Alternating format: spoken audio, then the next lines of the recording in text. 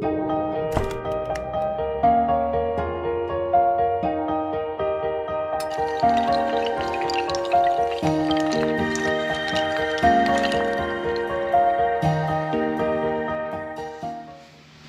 Student, easy way to learning जैन energy में आपका स्वागत है। और आज मैं लेकर आई हूँ इकोनॉमिक्स के एमसीक्यूज़ जो कि आपके यूपी पीजीटी, टीजीटी और जीआईसी लेक्चरार के एग्ज़ाम में बहुत ही बेनिफिट हो सकती है। तो चलिए स्टूडेंट, हम इन एमसीक्यूज़ को करने से पहले मैं एक बात का डिस्कशन कर ले रही हूँ, क्योंकि यूपी पीसीएससी जो जीआईसी लेक्चरार का जो एग्ज़ाम है वो एग्ज़ाम अपडेट आ चुकी है। एग्ज़ाम की डेट भी आउट हो गई है स्टूडेंट, और जो एग्ज़ाम है वो है 19 सितंबर को, और इसका जो मेंस का एग्ज़ाम होगा जिसमें निबंध की आपको प्रिपरेशन करनी है वो 19 दिसंबर को है। तो स्टूडेंट, आप अपनी जो कि 2.5 महीने आपके पास है, तो आप अच्छे से प्रिपरेशन स्टार्ट कर लीजिए। और जो भी इकोनॉमिक्स के जो स्टूडेंट है जो कि जीआईसी लेक्चरार में अपने सेकंड सब्जेक्ट की तैयारी कर रहे हैं, तो मैंने उससे रिलेटेड जो है काफ़ी वीडियोस आपके डाल दिए, और आगे आने वाले दिनों में भी मैं ऐसे ही एमसीक्यूज़ आपके लिए लेकर आती रहूँगी जो कि आपको बहुत ही हेल्प करेंगे आपके एग्ज़ाम के लिए। तो जो भी मेरे यानी कि वीडियो को नए व्यूवर्स देख रहे हैं जो कि इकोनॉमिक्स की प्रिपरेशन कर रहे हैं, तो वो मेरे चैनल को सब्सक्राइब कर लें। और अगर आपको मेरा ये वीडियो अच्छा लगता है, और जितने भी मैंने इससे रिलेटेड वीडियो डाले हैं, तो अगर आपको अच्छे लगते हैं तो उन्हें लाइक ज़रूर करिए, और उससे ज़्यादा आप शेयर कर दीजिए स्टूडेंट, ताकि और भी स्टूडेंट जो कि इकोनॉमिक्स की तैयारी कर रहे हैं कॉम्पिटिटिव एग्ज़ाम के लिए, तो उनके लिए ये बहुत ही हेल्पफुल हो।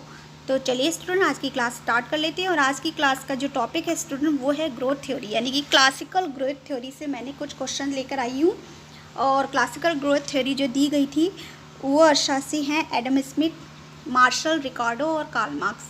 तो इन 4 अर्थशास्त्रियों ने अपने अपने नज़रिए से क्लासिकल ग्रोथ थ्योरी को समझाया है, जिसमें पहला क्वेश्चन जो है वो क्या बोल रहा है, पहले ये देख लेते हैं। क्लासिकल ग्रोथ थ्योरी में आशावादी नज़रिया रखने वाले अर्थशास्त्री कौन थे, यानी कि ऑप्टिमिस्टिक नज़रिया रखने वाले अर्थशास्त्री कौन थे। तो इसमें से देख लेते हैं, एडम स्मिथ या मार्शल, रिकार्डो या कार्ल मार्क्स। तो आशावादी जो नज़रिया रखने वाले जो अर्थशास्त्री थे वो थे ऑप्शन ए, एडम स्मिथ, क्योंकि एडम स्मिथ ही हैं जिन्होंने ग्रोथ थ्योरी को आशावादी नज़रिया दिया। और उन्होंने अपनी जो बुक है 1776 में दी थी, an inquiry into the nature and causes of wealth of nation, में बहुत अच्छे से आशावादी नज़रिया रखते हुए राष्ट्रीय आय को समझाया है। अब नेक्स्ट क्वेश्चन को देख लेते हैं। एडम स्मिथ के आशावादी नज़रिया रखने का क्या कारण था, यानी कि उन्होंने जो आशावादी नज़रिया दिया है उसका कारण क्या था। तो ऑप्शन है पूंजी की कमी, घटती हुई ब्याज दर, या ह्रासमान प्रतिफल, या श्रम विभाजन एवं विशिष्टीकरण। तो श्रम विभाजन एवं विशिष्टीकरण का जो सिद्धांत दिया गया है स्टूडेंट वो एडम स्मिथ द्वारा दिया गया है, और यही उनका आशावादी नज़रिया रखने का कारण था। वो इसलिए क्योंकि वो ये जब उन्होंने ये क्लासिकल ग्रोथ थ्योरी दी कि जब श्रमिक एक ही काम को बार बार करता है तो उसमें महारत हासिल कर लेता है, यानी कि वह उत्पादन करने में, एक काम को बार बार करने में, यानी कि उत्पादित करने में विशेषता हासिल कर देता है और दक्ष हो जाता है। तो श्रम विभाजन मजदूरों का विभाजित किया जाए उनके कामों में जो कि वो बहुत अच्छे से करते हैं, और उसके बाद उसका विशेषीकरण किया जाए, यानी कि उसमें उन्हें दक्षता हासिल की जाए, ताकि टाइम सेविंग हो सके और न्यू मशीनों का इन्वेंशन बहुत ही कम समय में अच्छे तरीके से हो सके। तो ये आशावादी नज़रिया था उनका एडम स्मिथ द्वारा। अब हम नेक्स्ट क्वेश्चन को देख लेते हैं स्टूडेंट।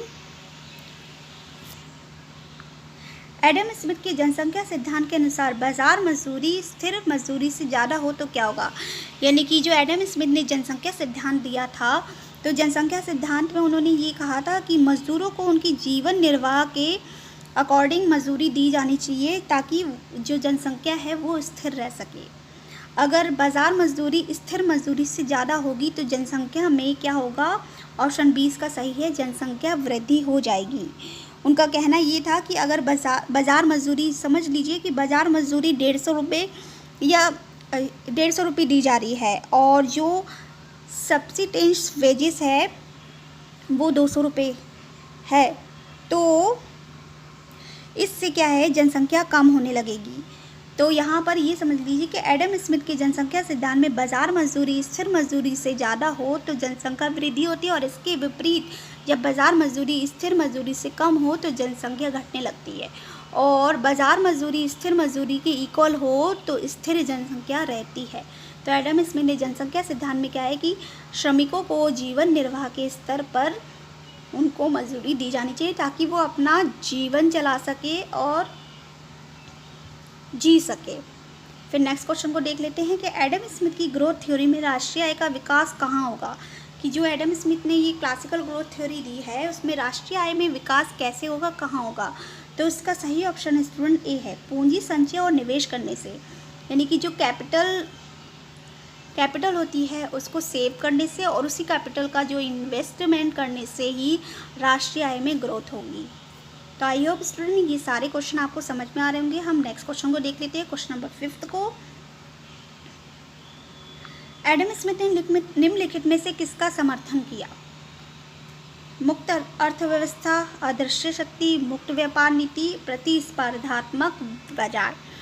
तो ये चारों ही ऑप्शन स्टूडेंट एडम स्मिथ द्वारा दिए गए हैं, यानी कि इसका जो चारों ऑप्शन का समर्थन किया है वो एडम स्मिथ ने किया है, क्योंकि एडम स्मिथ का मानना ये था क्लासिकल ग्रोथ थ्योरी या क्लासिकल इकोनॉमिक्स हैं उसमें एडम स्मिथ भी थे कि वो ये कहते हैं कि मांग और पूर्ति, जो बाज़ार में मांग और पूर्ति चलती रहती है तो उसके संतुलन अपने आप ही हो जाता है। इसके लिए किसी को भी इंटरफेयर करने की ज़रूरत नहीं है, यानी कि सरकार को भी कुछ करने की ज़रूरत नहीं है।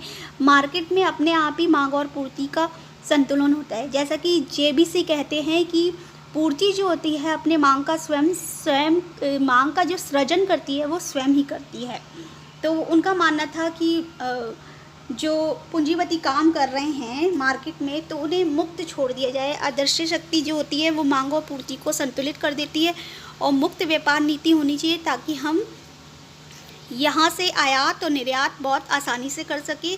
और प्रतिस्पर्धात्मक का मतलब ये है कि जो कॉम्पिटिटिव बाज़ार होता है उसमें अपने आप ही कंपटीशन द्वारा क्या होता है, मांग और पूर्ति संतुलित हो जाती है। तो इस तरह से इन्होंने चारों ऑप्शन का समर्थन एडम स्मिथ ने किया। अब नेक्स्ट क्वेश्चन वो देख लेते हैं।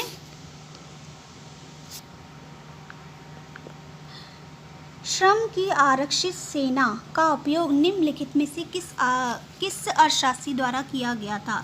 तो जो श्रम की आरक्षित सेना का जो उपयोग किया था वो किया था कार्ल मार्क्स ने। ऑप्शन सी इसका सही है। कार्ल मार्क्स ने कहा है कि मजदूरों को जो है मजदूरी जीवन निर्वाह के स्तर के बराबर क्यों नहीं दी जाती है। वो इसलिए क्योंकि कार्ल मार्क्स ने अपने जनसंख्या सिद्धांत में भी दिया था कि शोषण की दर और लाभ की दर और जो पूंजी की जैविक संरचना है इनको अपने उसमें कार्ल मार्क्स की थ्योरी ऑफ सरप्लस वैल्यू में दिया गया है। इन तीनों को समझाया गया है अच्छे से स्टूडेंट। इसी थ्योरी में कार्ल मार्क्स ने जो औद्योगिक रिजर्व सेना, जो इंडस्ट्रियल रिजर्व आर्मी की जो व्याख्या की थी वो कार्ल मार्क्स ने की थी। कार्ल मार्क्स ने ये कहा था कि मज़दूरों को मजदूरी जो है जीवन निर्वाह के स्तर के बराबर क्यों नहीं दी जाती है। क्योंकि क्या होता है ना स्टूडेंट, जब मज़दूर कोई मज़दूर 5,000 रुपये में काम कर रहा है लेकिन वो ये कहे कि हम अच्छा काम कर लेते हैं और हमारी मजदूरी 10,000 कर देनी चाहिए, तो कोई भी पूंजीपति उनकी मजदूरी 10,000 नहीं कर देता है और वो उसे बाहर निकाल देता है। वो इसलिए क्योंकि जो बाहर है मार्केट में और भी लोग जो बेरोज़गार हैं वो 5,000 रुपये में 7,000 रुपये में कम से कम रुपए में आज मजदूरी करने के लिए तैयार हैं। तो इसीलिए मज़दूरों की जो इनकम होती है वो कभी नहीं बढ़ पाती है, क्योंकि श्रम की आरक्षित सेना यानी कि इंडस्ट्रियल रिजर्व आर्मी जो बेरोज़गारों की संख्या है स्टूडेंट वो बहुत ज़्यादा है। इस वजह से जो है मज़दूरों की जो मजदूरी है वो बढ़ नहीं पाती है, क्योंकि कोई भी इंसान 1,500-2,000 रुपये में आज काम करने के लिए तैयार है और जो काम कर रहा है वो छोड़ नहीं सकता है, क्योंकि उसे ये मालूम है कि उसकी जगह पे कोई और कम इनकम में वो काम करने के लिए तैयार हो जाएगा। तो कार्ल मार्क्स द्वारा ये थ्योरी दी गई थी और कार्ल मार्क्स ने 3 दर के बारे में बताया था, शोषण की दर और लाभ की दर, ऑर्गेनिक कंपोजिशन ऑफ कैपिटल, इन तीनों के बारे में बताया है स्टूडेंट। मैं बहुत जल्दी ही इस पर एक फुल वीडियो बनाऊंगी, तो आपके लिए वो वीडियो ज़रूर लेकर आऊँगी। अब हम नेक्स्ट क्वेश्चन को देख लेते हैं स्टूडेंट, और जो कि है लास्ट क्वेश्चन।